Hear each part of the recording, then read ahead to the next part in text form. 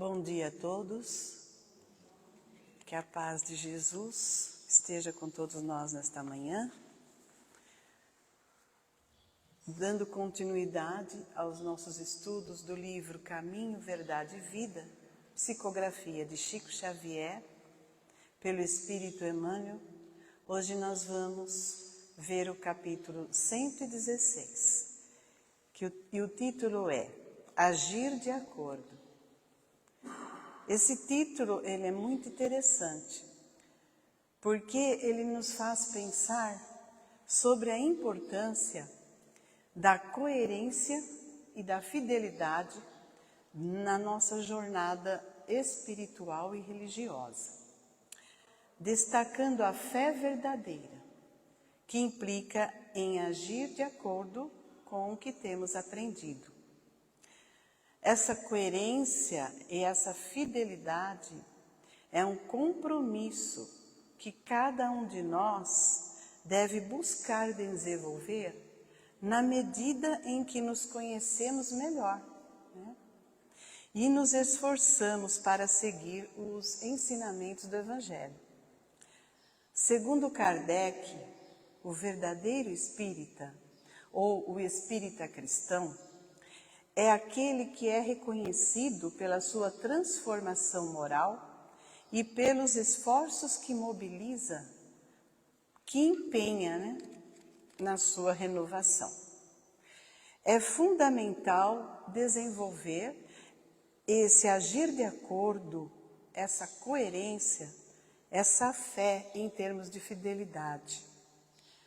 E o versículo que Emmanuel selecionou para este capítulo está na Epístola de Paulo a Tito, no capítulo 1, versículo 16, em que Paulo diz assim: confessam que conhecem a Deus, mas negam-no com as obras, sendo abomináveis e desobedientes e reprovados para toda boa obra. Neste versículo, Paulo está sendo firme e enfático em relação àqueles que estão vinculados à religião ou já conhecedores das leis divinas, das revelações, ainda assim seguem uma postura totalmente contraditória com o que já vinham aprendido ou com aquilo que divulgavam. Essa postura é um problema antigo que afeta a humanidade, especialmente no campo da religiosidade. É bem antigo, vem lá dos tempos de Moisés, até os dias de hoje.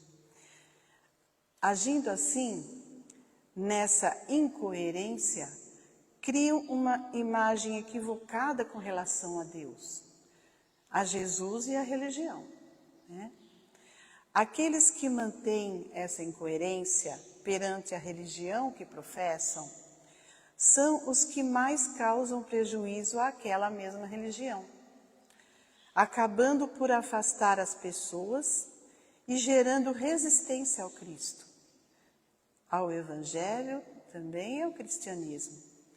Quando os cristãos não vivem de acordo com os princípios de amor, de humildade e bondade, acabam criando preconceitos, podendo fazer com que as pessoas percam o interesse, na mensagem de Jesus e do cristianismo. Jesus comparou os cristãos ao sal da terra, quando ele disse: se o sal da terra se torna insípida, para nada mais presta, senão para ser lançado fora, ser pisado pelos homens. Então, aqueles que receberam as mensagens do Evangelho deveriam ser aqueles que, pelo contato, revelam essa influência benéfica, e aqueles que dão sabor à vida, como sal, que traz novos valores, aquele tempero necessário à vida, na justa medida. E como esse sal afastou-se dessa função primordial, acabou sendo desprezado acabou sendo pisado pelos homens. Então, aqueles que deveriam ser o sal podem ter desviado para os seus interesses pessoais, distanciado dos valores do Evangelho, se tornam então inúteis e desprezados, como o sal que perdeu o sabor, o sal que acaba sendo pisado. Então, é preciso que, como cristãos, resgatemos essa linha de coerência. Por isso, a mensagem se chama agir de acordo, né? É preciso que vivamos o cristianismo. Não se espera a perfeição de uma hora para outra, né?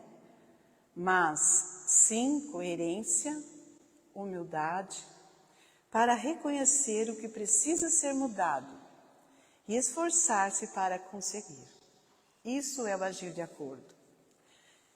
E Emmanuel inicia o texto comentando assim: o Espiritismo, em sua feição de cristianismo redivivo, tem papel muito mais alto que o de simples campo para novas observações técnicas da ciência instável do mundo. Então, o Espiritismo tem um aspecto científico e experimental, mas não é como a ciência material do mundo, que estuda só a matéria, né? O objeto de estudo da ciência espírita é o elemento espiritual. São as leis morais, etc. Né? E é preciso compreender que esse aspecto científico está sempre em transformação, em aperfeiçoamento, em alargamento de reflexões, né? De análises, de experimentações. Mas o Espiritismo não se restringe só a isso. Né? O objetivo principal do Espiritismo é a transformação moral das pessoas, e não apenas adquirir conhecimento. Né? Então, o Espiritismo é definido como um cristão redivivo, porque busca resgatar os ensinamentos do Evangelho e promover a renovação moral das criaturas. Não adianta nada o indivíduo ter muito conhecimento, fazer várias experimentações com todo tipo de médium, recebendo mensagens de todo tipo de espíritos, se ele não se renovou em termos de humildade, bondade, indulgência e paciência. Não é que Emmanuel esteja menosprezando o aspecto científico, né? Da experimentação, do intercâmbio, né? Com o mundo espiritual, que tem o seu valor também inegável. Assim foi contribuída a doutrina espírita, né? Mas, foi construída a doutrina espírita. Mas o que não podemos esquecer é que a verdadeira finalidade, o objetivo principal do Espiritismo é a renovação moral do indivíduo. E Emmanuel continua: a Terra, até agora, no que se refere às organizações religiosas, tem vivido repleta dos que confessam a existência de Deus, negando-o, porém, através das obras individuais. Então, como já foi dito, né? Isso é um problema antigo que afeta a humanidade há muito tempo.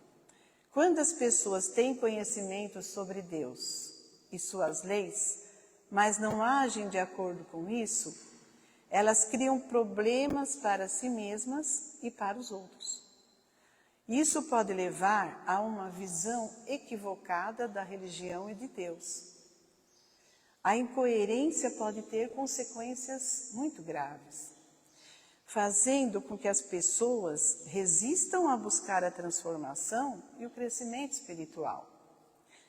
Além de complicar a própria vida, porque aí fica estagnado, né? Assume maiores compromissos perante a consciência, porque o nível de responsabilidade está no nível de conhecimento que já se tem. Semeia, então, confusão e uma visão equivocada nos outros em relação à religião. Então, como Emmanuel diz aqui, é um problema antigo e também muito atual. Por isso ele coloca a Terra até agora, né? Seja até nos nossos dias. Tem vivido repleta dos que confessam a existência de Deus, negando-o, porém, através das suas obras. Voltando ao texto, o intercâmbio dos dois mundos, visível e invisível, de maneira direta, objetiva esse reajustamento sentimental, para que a luz divina se manifeste nas relações comuns dos homens. O que Emmanuel diz aqui é que o Consolador prometido por Jesus veio para nos lembrar da importância do intercâmbio direto com o mundo espiritual, que tinha um objetivo primordial, que é o despertar das criaturas para a adoção de uma postura de coerência e do agir de acordo com a fé e as ações. Então, no Evangelho segundo o Espiritismo, ainda lá no prefácio, tem uma nota de Kardec em que o Espírito da Verdade diz assim: são chegados os tempos em que as coisas hão de ser restabelecidas para dissipar as trevas, confundir os orgulhosos e glorificar os justos. O que o Espírito da Verdade está dizendo é que chegou o tempo mais propício, porque estamos nos aproximando de um processo de regeneração, de transformação da humanidade, para galgarmos um degrau na escala dos mundos. É o tempo necessário para dissipar as trevas, que significa superar as ilusões, o orgulho, o egoísmo, né? Que nos impede de viver de acordo com os princípios divinos. Confundir os orgulhosos, né? Aqueles que julgam muito superiores por esse conhecimento e não são de fato, porque ainda não agem de acordo. São os que, na maioria das vezes, vão criar muitos embaraços para o progresso da humanidade. E glorificar os justos, porque ao longo dos séculos, muitos daqueles que verdadeiramente agiam de acordo não eram compreendidos. Eram taxados de loucos, de fanáticos, eram perseguidos e humilhados por aqueles orgulhosos que não agiam de acordo. E ainda hoje, infelizmente, muitas vezes acontece isso. A verdadeira adoração a Deus deve ser mais que uma prática religiosa externa, e sim uma forma de viver que se manifeste em paz, generosidade, bondade, amor, indulgência nas relações comuns e no dia a dia. É isso que é preciso para que a luz divina se manifeste nas relações comuns dos homens. E Emmanuel continua: como conciliar o conhecimento de Deus com o menosprezo aos semelhantes? Então, na Epístola de João, ele diz assim: aquele que diz que ama a Deus e aborrece o seu irmão é mentiroso, não está com a verdade. Porque como pode amar a Deus e não amar aquele que está próximo a quem ele vê, a quem ele tem contato, né? Mais direto. Então, o que João diz aqui é que quem afirma ser devoto da lei divina, mas não demonstra amor e compaixão pelos seus semelhantes, está enganando a si mesmo e tentando enganar os outros. Então, se ele não está conseguindo esse amor mais concreto, mais próximo, como esperar que já exista um amor tão purificado, tão sublimado, como o amor a Deus? A mensagem de João é clara: o amor a Deus e ao próximo estão intimamente ligados. Segundo André Luiz, o próximo serve como uma ponte ou um degrau entre nós e Deus, tornando impossível alcançar uma conexão genuína com o divino sem antes cultivar o amor e a compaixão pelos que estão ao nosso redor. E Emmanuel continua: as antigas escolas religiosas, à força de se arregimentarem como agrupamentos políticos do mundo, sob o controle do sacerdócio, acabaram por estagnar os impulsos da fé em exterioridades que aviltam as forças vivas do espírito. Então, com o passar do tempo, muitas religiões acabaram se tornando mais focadas em questões políticas e de interesse, do que como grupos espirituais. Isso fez com que muitos devotos se concentrassem mais em seguir rituais e práticas externas, em vez de se aprofundar na experiência espiritual. Quando a religião se preocupa mais com a forma, aparência externa, ritos, liturgias, vestimentas, do que com a essência que é a vivência espiritual, ela pode gerar pessoas supersticiosas, fanáticas e hipócritas também. São 3 direções que a fé cega, fé não compreendida, conduz. E isso acontece porque a forma pode se tornar mais importante do que a verdadeira experiência espiritual. Por outro lado, quando a religião se preocupa com a essência, com a vivência espiritual, ela pode produzir homens e mulheres de bem. E isso acontece porque a essência da religião é o que realmente importa, e não a forma como ele é expressa. A finalidade da religião é conduzir o homem a Deus e torná-lo uma pessoa melhor.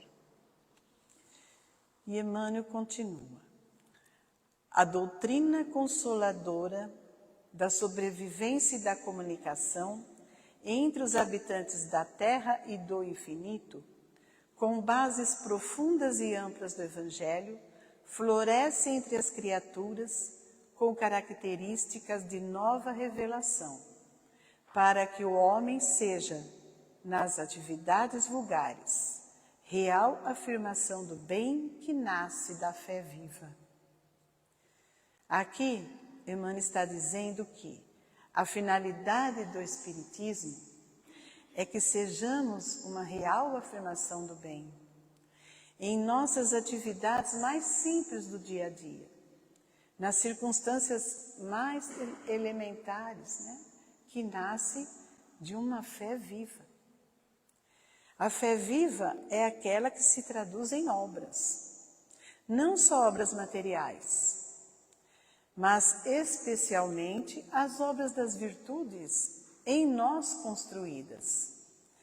Porque a principal obra que temos a fazer somos nós mesmos, no sentido de nos aperfeiçoarmos para sermos melhores instrumentos nas mãos do mais alto.